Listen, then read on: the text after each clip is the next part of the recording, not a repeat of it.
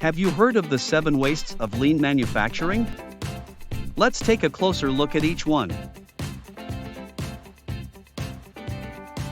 First up is overproduction. Producing more than is needed is costly and can degrade quality and productivity. Taiichi Ohno considered it the chief waste since it amplifies the other wastes. Next is waiting. When goods or information are not moving or being processed, the waste of waiting occurs. This is often due to poor material flow, long production runs, and great distances between work centers.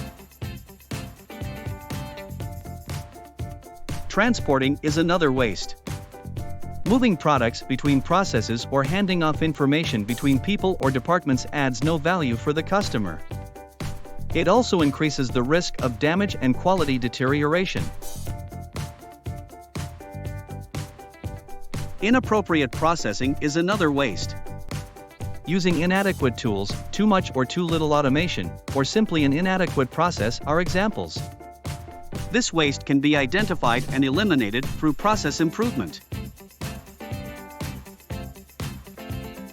Unnecessary inventory is a direct result of overproduction and waiting. It increases lead times, consumes floor space, and inhibits communication. By achieving a seamless flow between work centers, manufacturers can improve customer service and reduce inventory costs.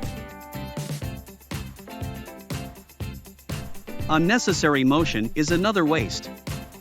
Excessive walking, bending, stretching, lifting, and reaching are all examples.